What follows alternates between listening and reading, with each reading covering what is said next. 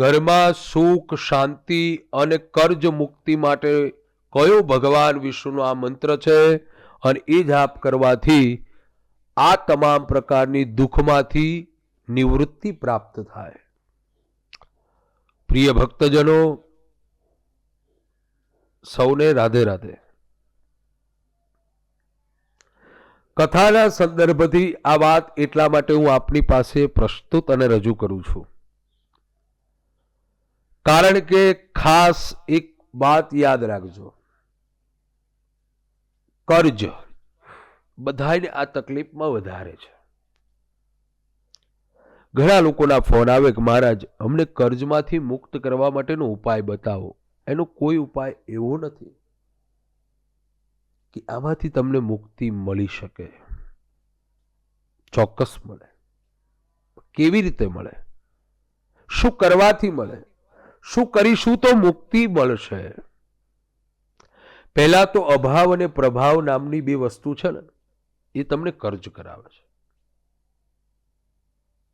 કર્જ થવાનું કારણ શું છે એને ચેક કરો.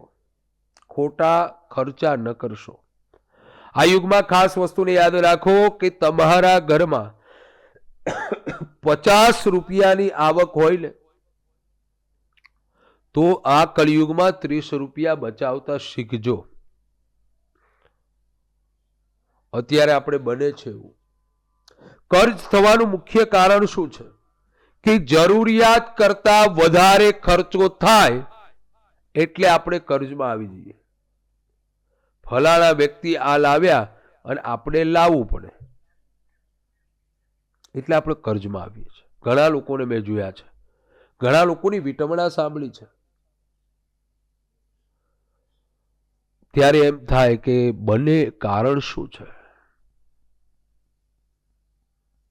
એક વાત યાદ રાખજો, કોકની પાસેથી તમે લાખ રૂપિયા કે 2 લાખ રૂપિયા લીધા વ્યાજે, અને હું તો એમ કહું છું કે વ્યાજ ન ખવાય. તમારી પાસે કોઈ માણસ આવે છે, ક્યારે આવે છે કે એને જરૂર છે એટલે તમારી પાસે આવ્યો છે. એને તમે 5% 10% કહેશો તો પણ એ આપશે. કારણ શું કે એને હવે જરૂરત છે. એના વગર એનું દવાખાનું કે એને કોઈ પણ ઈચ્છાઓ પૂરી નથી થવાની અને એનો તમે ફાયદો લો છો. એના પછી તમે પૈસા લો તો તમને દુઃખ મળે ને મળે છે. પણ આપણે વાત કરીએ છીએ કર્જમાં આવવાનું કારણ મુખ્ય એ છે કે તમે તમારા વસ્તુઓનો તમને ખ્યાલ છે કે મારી આટલી આવક નથી, હું આ નથી કરી શકવાનું, તો આપણે એમાં દોડવાની જરૂર છે જ ને. ચલવી લેતા શીખો. જીવનમાં આ સ્તોત્રને યાદ રાખજો. ચાલશે, ફાવશે અને દોડશે. કોઈ જગ્યાએ બેડ મળે તો બેડ ઉપર સૂવું જોઈએ. કોઈ જગ્યાએ નીચે પથારી મળે તો આનંદથી એમાં સૂઈ જવું. સરળતા એટલી હોવી જોઈએ જીવનમાં. કોઈ વાર આપણને ના પણ મળે. ઘણી જગ્યાએ એવું બને છે, ઘણી જગ્યાએ એવા પંડાલમાં આપણે ગયા હોય, એટલી સરસ મજાની કથાની વ્યવસ્થા હોય, કદાચ આપણને સોફો ના મળે તો આપણે એમ દુઃખી ન થવાય કે આ શેઠ છું, આવડો મોટો માણસ છું, આટલો મોટો માણસ ને મને આટલી આતકસત્તા ન મળી, મને આ જગ્યા ન મળી. અરે ભાઈ, જે મળે એમાં આનંદને માનો. અભાવ અને પ્રભાવમાં આ દુનિયા કર્જમાં જાય છે વાલા. તમે તમારા પતિની આવક જુઓ અને એ આવક પ્રમાણે ખર્ચ કરો. તમારા પાસે બેનપણી છે, એ બેનપણી કદાચ એના પતિની આવક વધારે છે તો સાડી એટલી મોંઘી પહેરે તો આપણે પહેરવી એમ જરૂરી નથી. અને કદાચ તમારા પતિ આવક કરતા વધારે કર્જ કરવા લાગશે તો અંત બહુ ખોટો આવીને ઉભો રહેશે વાલા.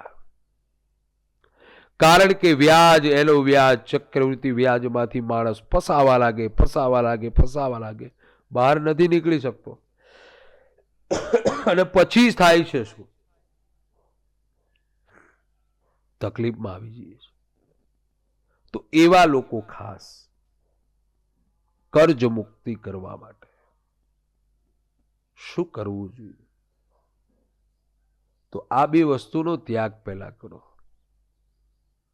કર્જ મુક્તિ થાય, શાંતિ મળે. એવો ભગવાન વિષ્ણુનો કયો મંત્ર છે? અત્યારે ઘરમાં શાંતિ નથી. લક્ષ્મી નહીં આવવાનું કારણ મુખ્ય આ છે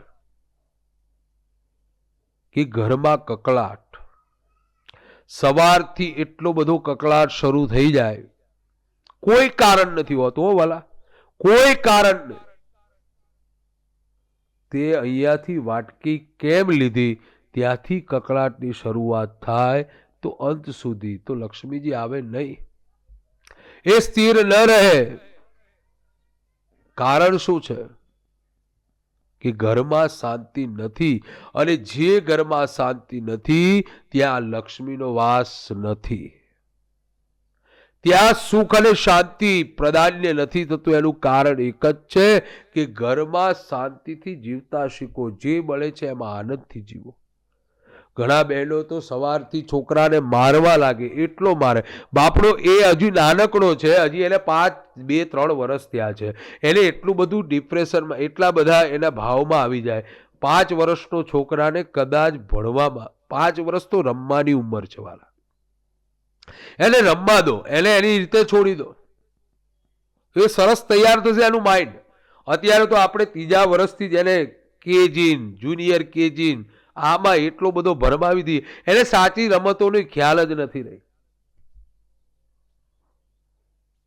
મારવા લાગે, દીકરાને એટલો બધો પહેલેથી મારે.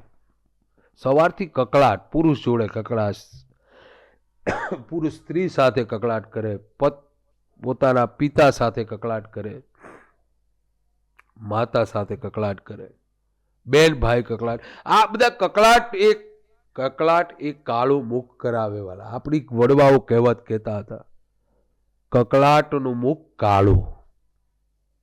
કકળાટ ન કરો, શાંતિ જાળો. તૂટી ગયું, ફૂટી, એ થઈ ગયું છે. હવે એમાંથી કશું મળવાનું છે નહીં. ઝઘડો કરવાથી શું મળશે? તો એ ભગવાન વિષ્ણુનો કયો મંત્ર છે? ચમત્કારી મંત્ર. તો એ મંત્ર છે શ્રી કૃષ્ણાય વાસુદેવાય હરયે પરમાત્મને પ્રણત ક્લેશનાશાય ગોવિંદાય નમો નમઃ. પછી છે હું બોલું છું, સાંભળજો અને કરજો. ઓમ શ્રી કૃષ્ણાય વાસુદેવાય હરયે પરમાત્મને પ્રણત ક્લેશનાશાય ગોવિંદાય નમો નમઃ. આ મંત્રનો જાપ રોજ કરજો. ઘરમાં કકળાટ ન કરશો. જે છે એમાં ચલાવતા શીખજો, અને આ મંત્ર કરતા રહેશો, કરતા રહેશો, કરતા રહેશો. એક સમય એવો આવી જશે કે ભગવાન નારાયણ અને લક્ષ્મીજી સાથે તમારા ઘરમાં વાસ કરવા લાગશે, અને સતત ભગવાનનું ચિંતન અને મનનથી મહાલક્ષ્મી અને નારાયણનો ઘરમાં વાસ થશે. સુખ અને સંપદા અવશ્ય પ્રાપ્ત થશે, અને તમામ પ્રકારના સુખ અને શાંતિ તમારા જીવનમાં પ્રાપ્ત થશે. તો આ ચમત્કારી મંત્ર ભગવાન વિષ્ણુનો છે.